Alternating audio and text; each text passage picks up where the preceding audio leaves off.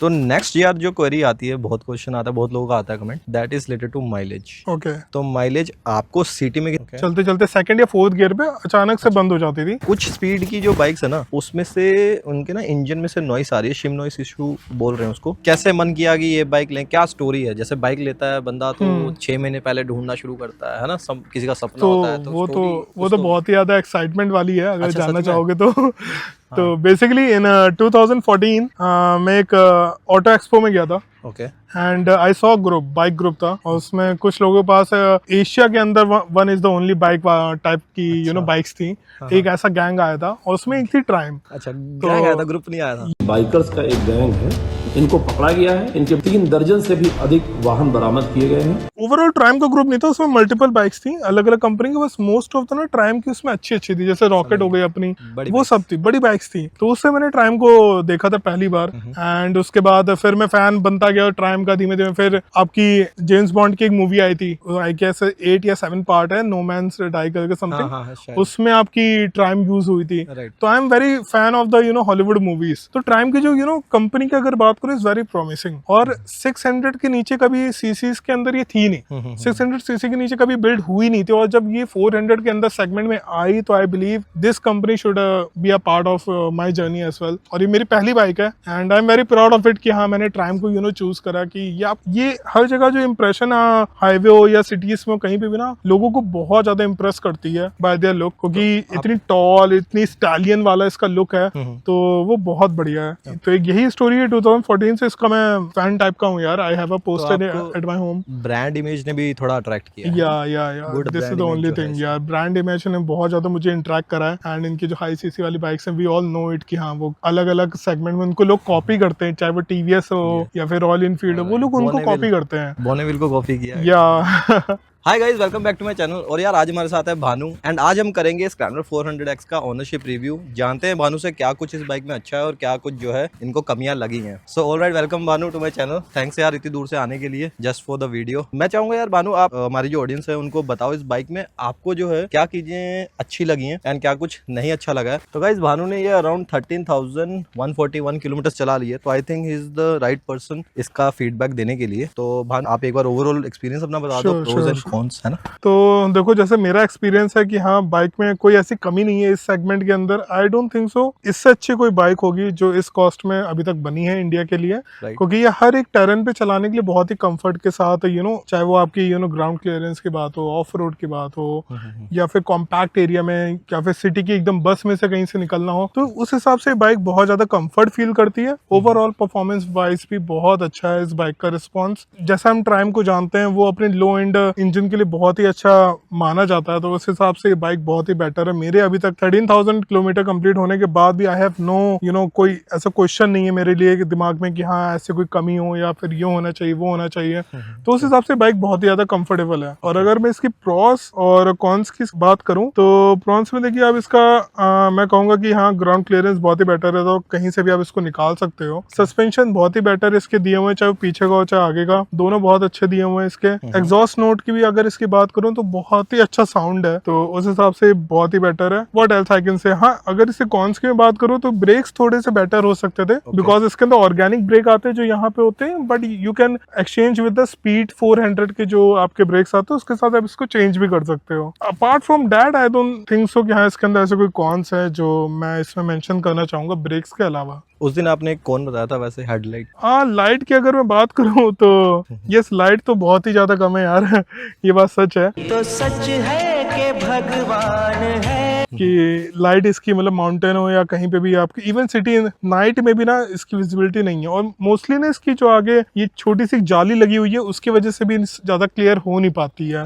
तो I will suggest कि आप अलग से फॉग लाइट वगैरह ले लें, बिकॉज इसकी लाइट तो उतनी दमदार है नहीं कि आपको सफिशिएंट एक विजिबिलिटी दे पाए किसी भी एरिया में। हाँ, क्योंकि देखो हाईवेज और पहाड़ों में तो यार बहुत इंपॉर्टेंट होती है, बहुत ही इंपॉर्टेंट है। और जनरली जो ये बंदा बाइक ले रहा है वो पहाड़ों पे ट्रिप तो जरूर मारने वाला है। तो आपने कहाँ कहाँ ट्रिप मार ली इससे? तो अगर मैं अपनी बात करूं, I went to Manali, Keylong okay और मैंने शोरूम से निकालने के बाद ही इसको देहरादून ले गया था अगले दिन, इसीलिए मेरी इतनी जल्दी विद इन 6 मंथ के अंदर ही आई हैव रीच 13,000 किलोमीटर, क्योंकि मैंने इससे लगातार ट्रिप मारी, नैनीताल हो गया, मनाली हो गया, Keylong, Shimla and all that. तो मैं बहुत ही जल्दी मैंने इससे ट्रिप करी है। अभी तक मुझे कोई ऐसी शिकायत नहीं है बाइक के साथ कि हाँ कोई कमी हो या एक कुछ दो दिन ऐसा में शायद यार इन्होंने 1000 तो 1-2 दिन में ही कर ली थी। हाँ मैंने एक दिन में कर लिया था 1000 किलोमीटर, लेके आने पहले के दिन ही नेक्स्ट हो से गया था। थर्ड डे आई गेस हाँ, आप हाँ, सर्विस पे हाँ। ले गए। थर्ड डे में सर्विस के लिए चला गया था। मेरी जो पहली सर्विस थी वो उसके तीसरे दिन हो गई थी। दिल्ली आने के बाद ही सीधे मैंने सर्विस सेंटर में इसको दे दिया था। ओके। और पूरी जैसे मान लो आपने ट्रिप करी है तो ट्रिप के टाइम पे कहीं पे इसने कहीं परेशान किया हो या कुछ प्रॉब्लम हुई नहीं, हो?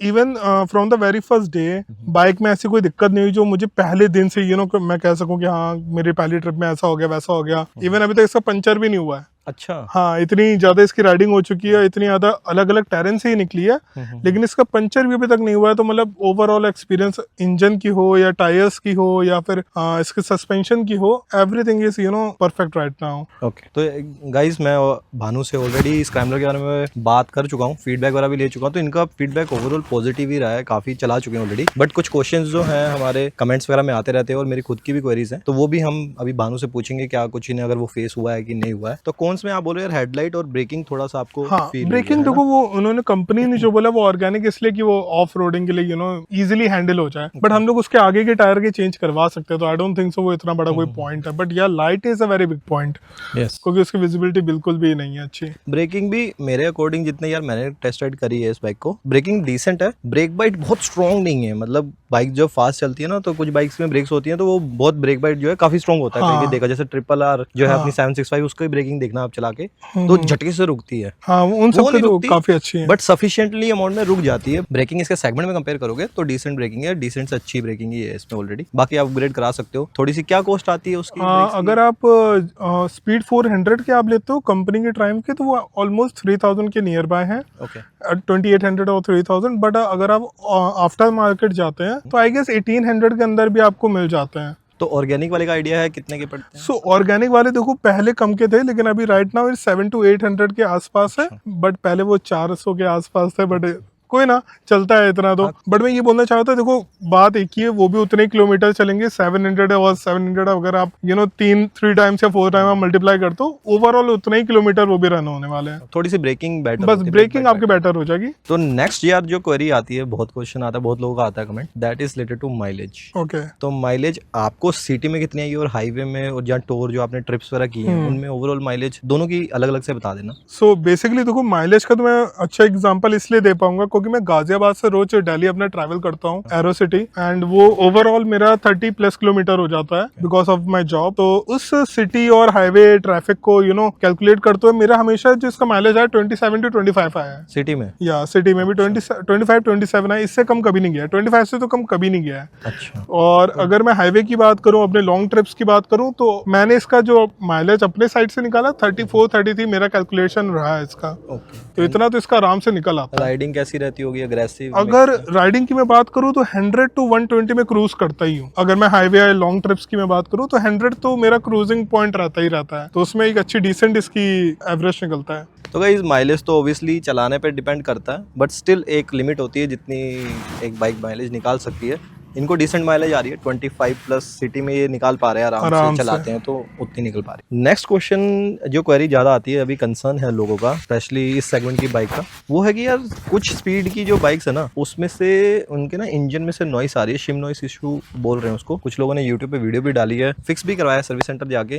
13-14 हजार में आपको ऐसा कुछ इशू आया इसमें? यार अभी तक तो ऐसा कुछ भी इशू नहीं आया है, लेकिन हाँ मैं ऐसा बोल सकता हूँ कि थोड़ा सॉफ्टवेयर अपडेट जैसे होते हैं इनके, तो उस अपडेट के बाद पहले क्या था कि मेरी बाइक ना कभी कभी बंद हो जाती थी, चलते चलते 2nd या 4th गियर पे अचानक से बंद हो जाती थी, एंड उसके बाद सॉफ्टवेयर अपडेट्स हुए हैं, वो प्रॉब्लम भी रिजॉल्व हो गई अपने आप ऑटोमेटिकली। तो आई डोंट थिंक सो उसके अलावा मुझे कोई और इंजन में कोई ऐसी नॉइस एंड ऑल दैट तो नहीं आई है अभी तक। एक और चीज जो आपने गाड़ी बंद होने से बताया यार, इसका जो ये इंजन किल स्विच है ना, ये इतना ज्यादा लाइट है ना, काफी ज्यादा लाइट है, ये बहुत ज्यादा सॉफ्ट कभी कभी गलती से ना तो इस साइड जो है उभरा हुआ है, तो इस पे उंगली लगने का चांस ज्यादा है, तो वो गलती से क्या होता है इतना ज्यादा लाइट है कि वो कभी कभी उससे बंद हो जाती है। बट वो क्या है, चलते चलते गाड़ी बंद हो जाती है, बट ऐसा नहीं है कि कुछ झटके लगेंगे, कुछ लगेंगे। आपको बस ये पता होना चाहिए कि यार मेरे से किल स्विच बटन बंद हो गया, तो वो आप दोबारा ऑन कर लो तो गाड़ी वहीं से कंटिन्यू होती रहती है। तो वो एक चीज़ है, वो कोई ऐसा इशू नहीं है। मुझे लगा कि यार थोड़ा ज़्यादा लाइट है वो बटन। हाँ, वो काफी ज्यादा लाइट है वैसे। कभी कभी जब हम लोग सैडल भी करते हैं हाँ, तो उस पे लग जाता थंब एकदम टच हो जाता है, बट वो मसल मेमोरी है तो हम तो तुरंत याद आ क्लच, जाता कि वो तो याद आ जाता कि हाँ ऐसा हुआ था। तो नेक्स्ट यार एसेसरीज की बात कर लेते हैं। क्या क्या एसेसरीज आपने इसमें लगाई हैं, और मार्केट में जो है थर्ड पार्टी एसेसरीज हमें अवेलेबल हैं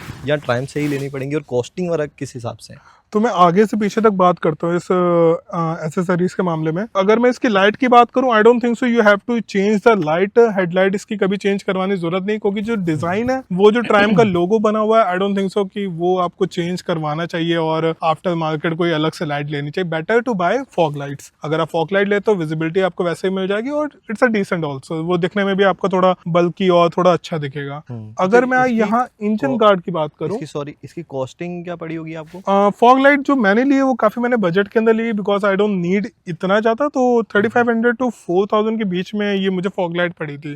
okay, it's I guess HJG company की है। अच्छा। So you can buy it from Karol Bagh और एनी अदर वेबसाइट। इसके बाद मैं बात करना चाहूंगा इसकी इंजन गार्ड की, जो मैंने अभी इसका चेंज करवाया। कंपनी की साइड से भी एक लोअर इंजन गार्ड आता है, वो आई गेस 3800 का है, but this one cost near by मुझे 2800 के आसपास मिला है। जाना कंपनी का है, एंड इसके साथ ये अलग से इसके निकले भी हुए हैं जो आपके इंजन को बचाते हैं, प्रोटेक्ट करते हैं। Even overall body of bike ना वो आपकी पूरी सेफ रहती है। इसका जो स्ट्रक्चर है वो थोड़ा बेंट है, तो अगर कभी भी इस पे इम्पैक्ट पड़ा आगे से, तो that will be bent near your engine, तो उसमें आपकी वारंटी वॉइड होने की चांसेस है। बेटर टू बाय ट्राइम की कंपनी का आप लोअर इंजन गार्ड ले लो और उस पे आप स्लाइडर लगवा लो, वो ज्यादा आपके बेटर रहेंगे। इसके बाद I can suggest this one I bought from the Zana for the top box. You can buy from any other company as well. I will suggest buy from the GV, क्योंकि GV के जो top racks वगैरह हैं वो आपके Triumph के box के साथ भी कंपैटिबल हो जाते हैं, तो इसलिए आप उनको भी बाय कर सकते हो, वो काफी अच्छे हैं। और क्या कॉस्टिंग है दोनों की, उसकी और गार्ड की? और इंजन गार्ड की मैंने बताया जैसे 2800 के आसपास है, Right. और इसकी मैं अगर बात करूं तो मुझे पूरे बॉक्स के साथ 58 लीटर का मेरा बॉक्स था, डेट कॉस्ट 7000 नियर बाय, और वो एल्यूमिनियम वाला नहीं था, दूसरा वाला था, तो एल्यूमिनियम आई गेस 2000 अबव हो जाता है थिंग। अच्छा, ये सारी एक्सेसरी आपने लगाई हुई है ना? ठीक है, और इतनी सफिशिएंट भी है आई थिंक। अच्छा यार, आपने इस पे पिलियन के साथ कोई राइड करी? सो मेरी जो सबसे लॉन्गेस्ट राइड रही है अभी तक इस पे, almost 1500 kilometre up and down, वो मैंने पिलियन के साथ ही करी थी, और my weight was near by 90, and जो पिलियन है उनका वेट था 70 के आसपास, तो ओवरऑल डिसेंट वेट था इस पे।